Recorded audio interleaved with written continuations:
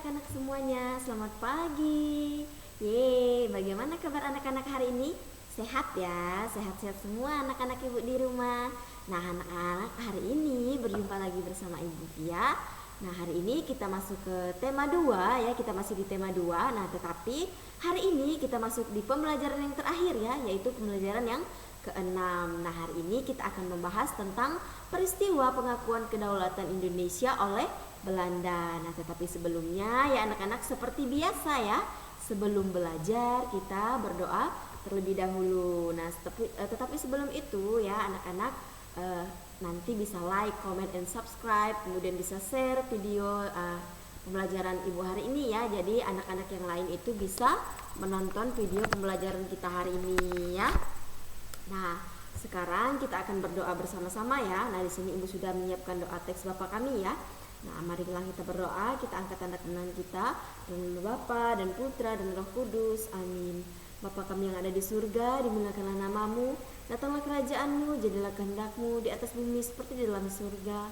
Berilah kami rezeki pada hari ini dan ampunlah kesalahan kami, seperti kami pun mengampuni yang bersalah kepada kami, dan janganlah masukkan kami ke dalam percobaan, tetapi bebaskanlah kami dari segala yang jahat. Amin. Dalam nama Bapa dan Putra dan Roh Kudus. Amin. Oke anak-anak, tadi kita sudah selesai berdoa. Nah sekarang langsung saja kita masuk ke materi yang pertama ya.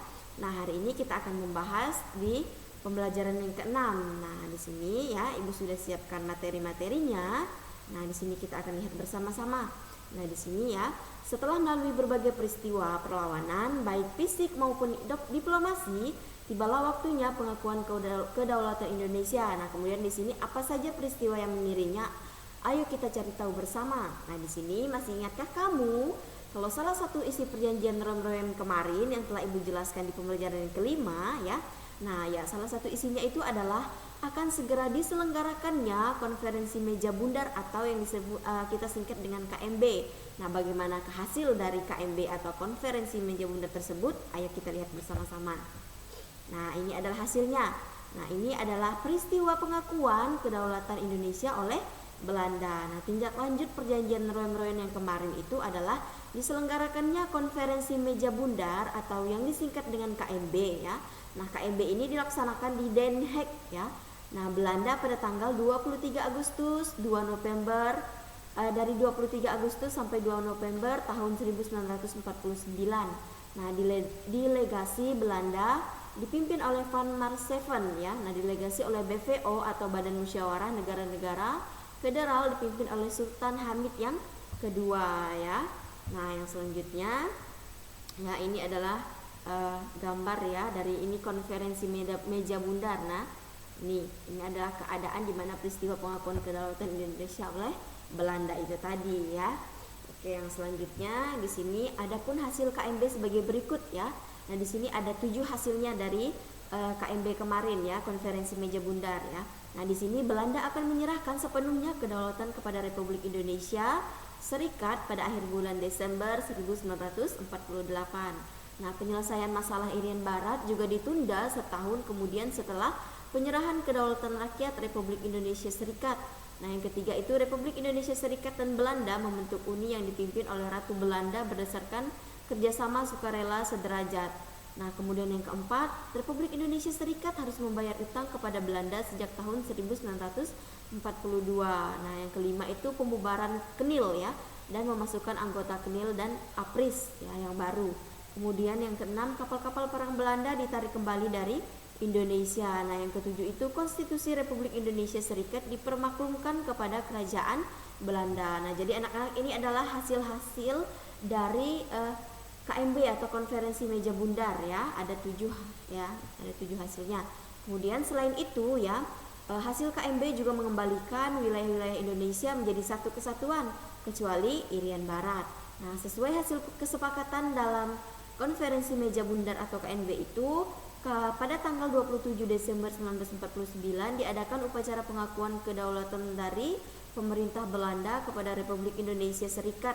Nah, namun sebelumnya pada tanggal 17 Desember 1949 diadakan pelantikan Presiden Republik Indonesia Serikat ya, yaitu oleh Bapak I.R. Soekarno pada tanggal 20 Desember 1949 itu DRS Muhammad Hatta dilantik sebagai Perdana Menteri Republik Indonesia Serikat ya. Nah, jadi pada tanggal 20 Desember 1949 itu Bapak Hatta, Bapak DRS Muhammad Hatta itu dilantik sebagai Perdana Menteri Republik Indonesia ya. Nah, yang selanjutnya, nah, pengakuan kedaulatan Indonesia dilaksanakan di Belanda dan di Indonesia tadi. Nah, wakil Indonesia yang menandatangani pengakuan kedaulatan tersebut di negeri Belanda itu adalah Bapak DRS Muhammad Hatta dan wakil dari Belanda itu Ratu Juliana. Nah, adapun proses penandatangannya di Indonesia itu pihak Belanda itu diwakili oleh Loving dan wakil Indonesia itu oleh Sultan Hamengkubuwono yang ke-9. Nah, dengan adanya pengakuan kedaulatan tersebut, berakhirlah penjajahan dan pengakuan kekuasaan Belanda atas Indonesia. Jadi Indonesia sudah mendapatkan kemerdekaannya. Nah, di sini peristiwa tersebut juga menandai berdirinya Republik Indonesia Serikat atau yang disingkat dengan RIS ya. Nah, yang selanjutnya,